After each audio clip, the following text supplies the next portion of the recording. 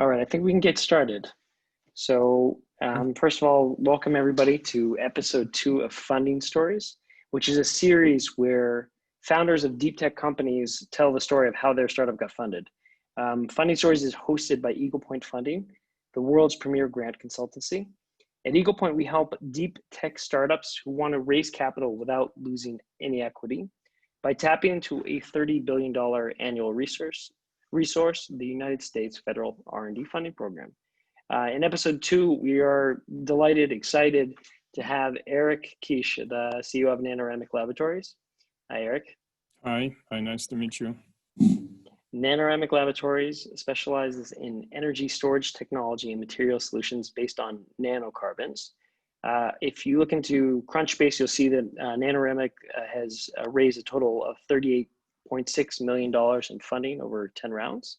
And in addition, Nanoramic's technology is derived from years of government funding for R&D and advanced materials. So thanks, Eric, for joining us. Thank you for everybody for joining us from all over the country or all over the world.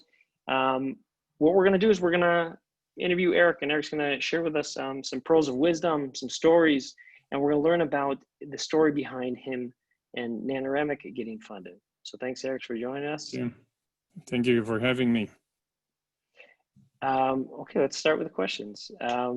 Who are you, Eric Kish, and what do you want to do when you grow up? Yeah, I'm already grown up. I'm 56 years old, so I don't have a wish anymore. But I'm the CEO of Nanoramic since 3.5 years, so 2017.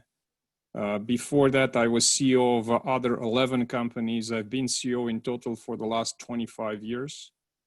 I'm an electrical engineer with a major in power electronics by training and education. I had a stint at working in the Israeli defense industry 30 years ago. And I moved to the US about 11 years ago. I went to Stanford Business School, graduated from there, and then decided to stay. I specialized in turnarounds and scaling organizations.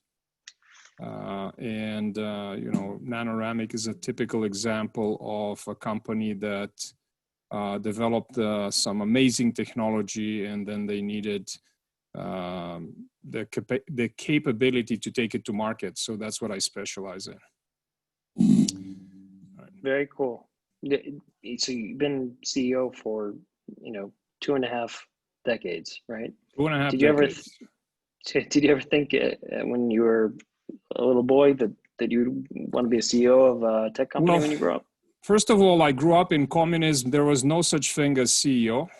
There was no private ownership of anything. And lucky for me, I escaped communists to emigrate to Israel in 1988.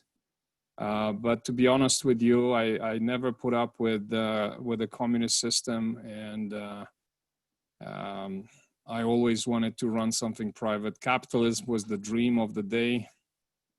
And when I got out of there, I immediately seeked the path to, manage businesses. So in a 30-year career, 25 is leading companies. So. Wow, that's a story. Yeah. From, I guess, to enjoy the freedoms of capitalism, or to live the dream of capitalism, it kind of is a perpetuating boyhood dream in and of itself. Especially when you're born in the wrong system, right? So. Absolutely. Yes. Yeah. Absolutely. Okay, so let's jump a little bit into Nanoramic. What does your company do? What is your product and service? How are you fixing the world? So the company developed some amazing knowledge in the use of nanocarbons in various applications. We specialized in particular in energy storage and thermal management. Okay. During my tenure in the last 3.5 years, we took to market 3 business lines. One is supercapacitors for harsh environments. Things like drilling for oil or having energy in deep space exploration or in defense and aerospace. The second business line is thermal management materials, which is very high conductivity, thermal conductivity materials based on nanocarbons.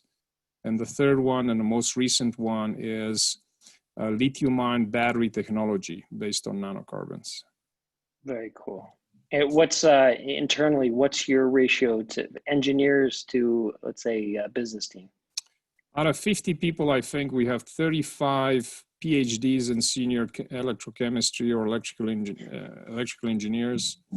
We have a pretty slim management layer, but with high experience. We specialize in managing IP. For us, we are a licensing business, so you will license a technology from us.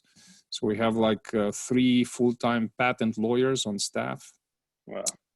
And then most recently, we developed a team of 5 people to develop the business. So business development directors, business development vice presidents. Sure. And how did it all start in Nanoramic? I know you said you came in, but how? I came in the 3.5 years ago. Yeah, but the company started out of MIT in 2009. 2 PhDs decided that they have something to say in energy storage using nanocarbons. They applied for a grant. They got a lot of money for that time, $5.5 million. Eventually, grants topped $10 million in the first 7 years. And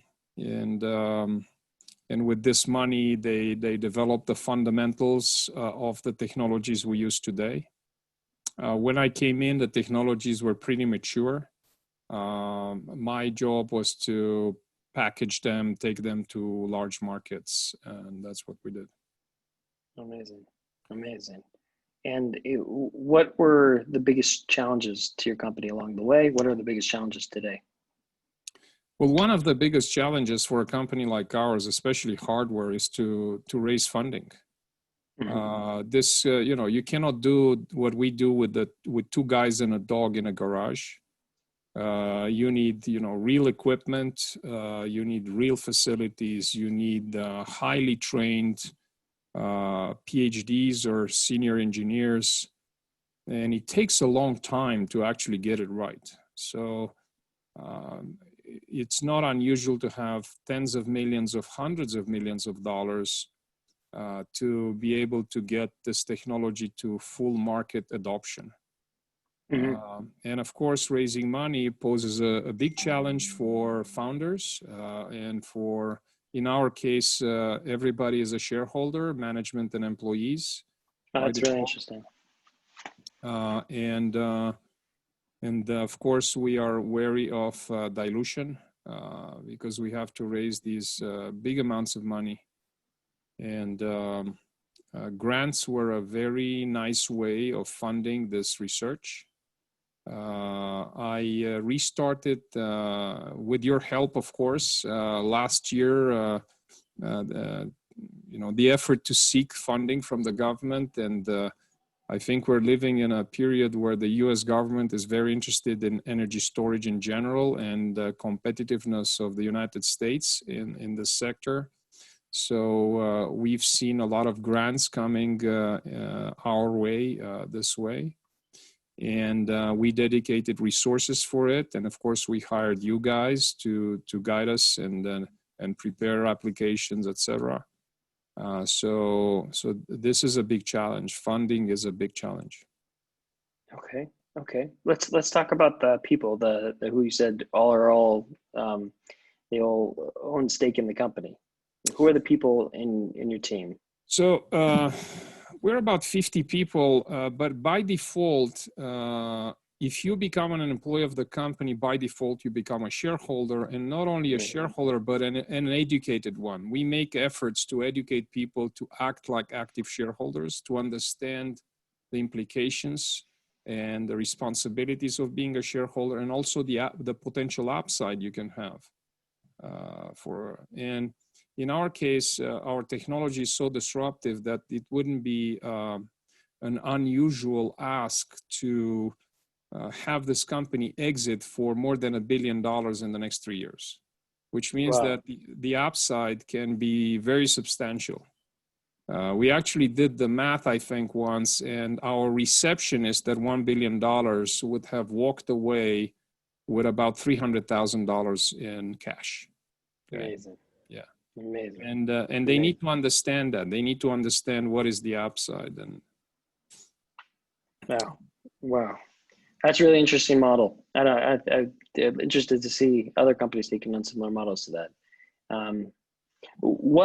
What has been your biggest success? It could be financial, it could be technological, so far working with Nanoramic. I think the biggest success up to now was that we were able to replace lithium-ion batteries in drilling equipment. Our biggest customer is Halliburton. Halliburton decided that this is so important to them. They eventually became a shareholder last year. So they are the second largest shareholder in the company. We also were able to, as we are a licensing business and we don't manufacture high volume, we also licensed this technology to have Halliburton being supplied to the leading battery manufacturer for oil and gas sector in the United States. And that happened at the beginning of this year. That's great. That's amazing. It's amazing. It's such a rare circumstance where a customer becomes eventually a shareholder because they're so excited about the technology. What about on the other side of things? What's your biggest failure to date? I think our biggest failure was that we didn't recognize early enough that it's not enough to pitch a technology to somebody. You need to prove it in the market, create traction with end users, and then take it to a licensee or to a potential licensee. And we were very successful with that in the case of Halliburton, but in other projects, we were too late to recognize this. And we are probably 2 years late on those projects because we didn't prove market traction. But now you've learned from that lesson, I assume. The lesson is painful and learned. Right. I wish there was another way. Yeah, well, there isn't. Yeah. Yeah. I think about it with my children all the time, but it's, business is just something, it's a growing being, almost, it seems like it has life in it. Was there a moment maybe because of that failure or something else where you didn't think as a company you were going to make it? Oh, I mean, the life of a startup like ours is always ups and downs. We had to raise money every 6 months. We need substantial amounts of capital to make it in this business. And we have to run a very tight ship in terms of costs. We have to be very focused. I think we did an excellent job, especially in the last 2 years, I would say, in putting a lot of information technology in our management processes. We know to the level of the spent hour and pound of material where the money goes, and people are enabled to own costs in general and revenue generation in general. I think that was a key to our survival up to now. We are also very good at execution, executing projects, executing strategy in general. We're very focused, but in the same time, we have situational awareness of what's happening around us, and we're able to turn the tide or turn ship if an opportunity appears. Like very recently, we turned to the lithium-ion battery market 18 months ago. And now our main focus is lithium-ion batteries because the market is so much bigger than anything else we've done before. And the company was able to transition to that in a very smooth manner. We have a cycle of planning of only 3 months. And every 3 months, we kind of check our assumptions. Are we going in the right direction? Should we turn? Should we not turn? And then if we decide to turn, then there is no way back. I mean, the whole company focuses on that. And that's what we've been proving for the last 3 years. So that's how we created basically 3 businesses in one from the same technology platform, which is nanocarbons. Oh, wow. Wow. So every 3 months you reevaluate the path, and then you make a decision, and it could be a sharp, it could be a 90-degree turn. So we call this, it's a methodology I developed over 20 years. We call it intent-driven management. It's actually inspired from a military command philosophy, so-called commander's intent. My previous exposure to the Israeli army gave me a lot of inspiration to take it and apply it in the business sector. And we make sure that strategy is very clear and that we have the right people in the right place to execute on that strategy. And we have very disciplined rituals. And these rituals allow us to take a step back, look at what we're doing, and then taking quick decisions to turn the ship around if necessary. And execute on it, of course. It's not only taking a decision, but execute on it. Yeah. Wow. And you developed that a couple of years ago. I've developed it over 20 years of practice. I wrote 2 books about it. And I practice it. This is my Bible. Wow. If you want to know how we run the company, Amazon.com. Okay. Go and buy the label? What's the label of the most recent one? So the last book is called 5 to 50 to 500, How to Build and Run Scalable Organizations, and describes intent-driven management with the practical example. Okay, interesting. Okay, let's end with 2 segments. Let's focus first on private investments, VC, angel, etc., and then let's finish off with federal funding, because both have been an integral part of your business. What was your strategy when you approached the private investor funding? Well, first of all, when I came on board, the company already had $40 million raised, 10 of them being government grants. But interestingly enough, for $40 million raised, there was no institutional investor. 10 million was a debt, 20 million was super angels, 10 million was grants. I found it very difficult at our stage in the lifetime of the company, which, it's 7 years and $40 million later, to approach venture capital. It was a no-sell, basically. And the only way we could find a good path for funding was strategic funding. So Halliburton falls in this category. We raised last year $10 million. Half of it was subscribed by Halliburton, and the other half by 2 large Japanese companies. One is called NGK Spark Plugs. It's a large automotive supplier. And the other one is Marubeni Corporation, one of the largest distributors in Japan of electronic components.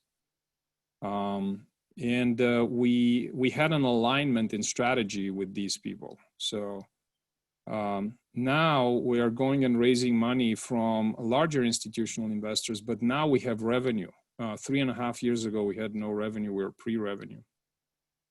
This year, we'll probably end up with $10 or $12 million in revenue. Next year, we're looking at probably $20 million in revenue, if not 25. Wow. I see in the next 5 years at least doubling of revenue every year for this company, especially with our entry in the lithium-ion battery business. And that was the challenge, and that's why you had to seek strategic investors, because you didn't have revenue at the stage you were looking? Yes, we didn't have revenue, but we had a strategic alignment. We had something that Halliburton wanted, right? Or NGK Spark Plugs wanted from a technology standpoint. Very unique technology. They couldn't find it anywhere. And in some cases, they wanted to protect it so only they can use it in a specific application. Okay? And we did that with them. Now with revenue, it's a different play. We're raising now much more money. We're raising $100 million. We are getting traction with institutional investors, mostly private equity, but also high net worth individuals or family offices. Also part of that is that I prefer to take as much money as possible in grants, so I don't need to go and raise money from institutional investors. Okay. And as I mentioned to you, I think we're living in a time where the United States government realizes the importance of being at the leading edge of energy storage. And there are a lot of programs for energy storage. I think we have the right technology for it. So it's a very good match, and we just have to make sure we execute well on grant applications and go after every single opportunity we can find. So that's very clear, and you touched upon many of my questions already earlier. But let's put this together for as we get into the Q&A. It sounds like the U.S. federal funding was a part of Nanoramic's funding strategy from the beginning. Is that the case? Yes. So it was actually how the company was born. So the company started with $5.5 million in grants. Okay? This was the first step. And they had an interesting enough idea to be funded. That was in 2009. Over time, there were more applications like NASA or ARPA-E or DOD. And by the time I came in, the effort of raising money through grants kind of slowed down. But we recognized that this is a very important source of money, of capital. So we put a team together last year, and then we reached out to you guys to help us systematically work this out and go after every single opportunity that we know we can deliver on. And why do you think the federal government is investing in Nanoramic? Well, again, I think it's the interest of maintaining competitive advantage in energy storage. Energy storage, electrical energy storage is becoming a very important global priority. The European governments are throwing billions and billions at it. Asia China especially is leading the way. And I think the US government realized that we are behind. With the exception of Tesla, of course, everybody else is at the end of the pack. And I don't think we can afford as a country to miss this opportunity and lose the edge, the technological edge in energy storage, as it will become one of the most important things in the next 50 years. Okay, interesting. Yeah, it's amazing to see how much money is being invested into places where maybe the U.S. was behind. I know that's very common right now in AI investments or robotic investments. We see it in energy, of course, and any number of investments that have been made because they seem to align with U.S. federal, U.S. economic strategic investments, trying to keep the U.S. At the top of the global platform. How have you leveraged the funding you won from federal sources so far? Well, every project has a very clearly defined spec. We are lucky that we have an alignment between what we would have done anyway and the needs of the government. So it's a perfect match there, like very high power batteries or very high energy batteries or energy storage for harsh environments. So it's very much in line with our core business. Yeah. Perfect. Okay, let's open up the floor for some questions. I see some questions already in here. Let me just take a look.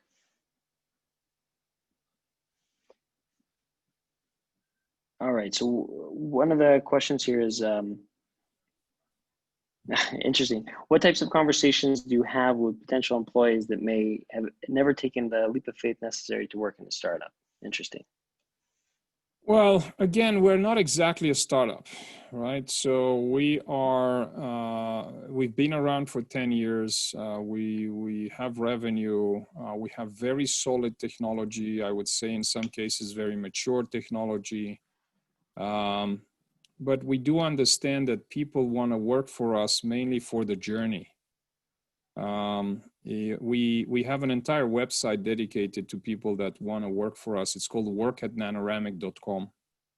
And that's where we show people what our values are, how disciplined are we in maintaining these values, how we keep ourselves accountable to these values, and how much we appreciate the journey. So it's not only the goal, but also the journey. If you work for us, you will know that you will be enabled to take independent decisions and actions. We will support you. Our middle name is don't ask for permission, ask for forgiveness. And we act like this every single day. So it's a very empowering environment. And we do a lot of work to expose this message to the world. When you're interviewed, you're not interviewed by one guy, you're interviewed by the entire team. The entire team wants to know who you are, how can you contribute to their effort.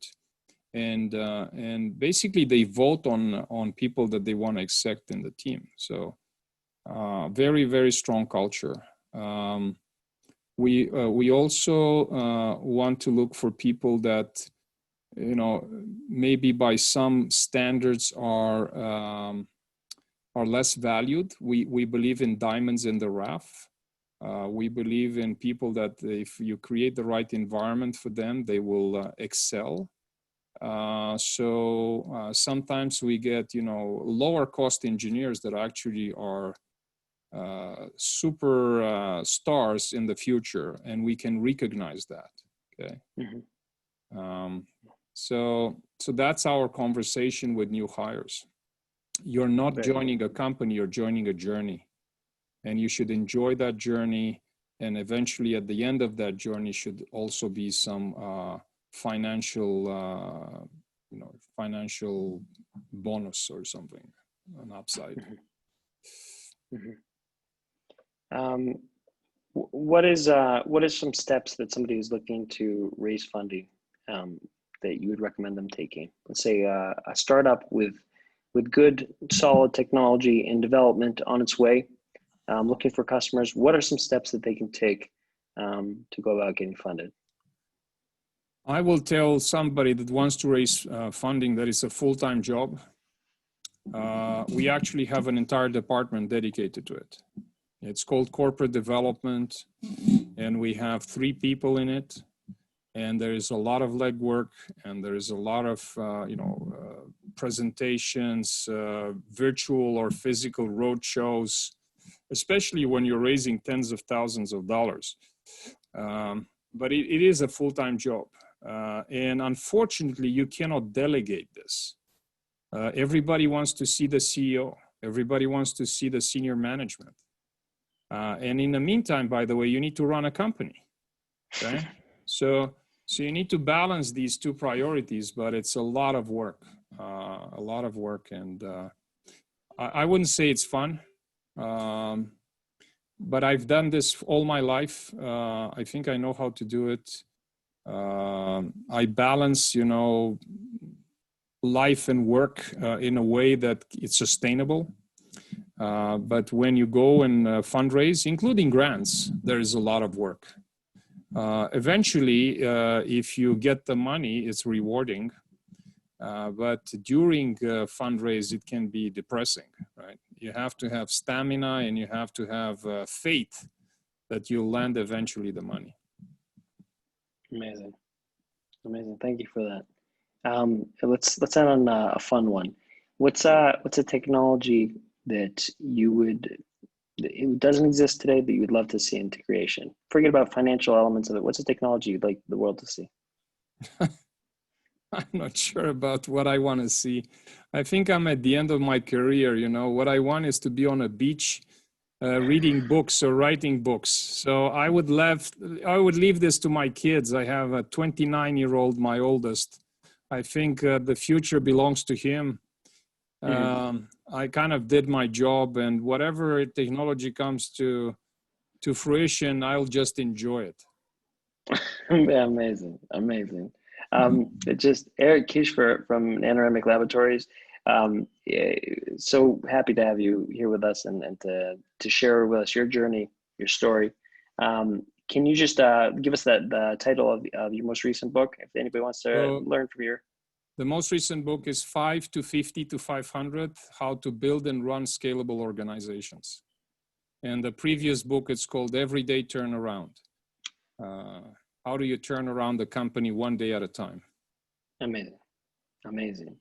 So anybody who missed the intro, this was episode 2 of Funding Stories, where we learn from these amazing, incredible deep tech founders, CEOs, leaders of these incredible technology businesses which are changing the face of the world. We learn about the stories behind how they got funded. Today we were joined by Eric Kish, who's the CEO of Nanoramic Laboratories, which specializes in energy storage technology and material solutions. And we were hosted today by Eagle Point Funding, which is the world's premier grant consultancy. My name is Josh Barone. I'm the Vice President of Business Development here at Eagle Point Funding. Thank you for joining us. If you have any questions, feel free to reach out to me. Over LinkedIn, you'll find me Josh Barone, or you can reach out to me over email, josh@eaglepointfunding.com. Thank you for joining us, Eric. Thank you for having me. Have a great day. Too. Thank you.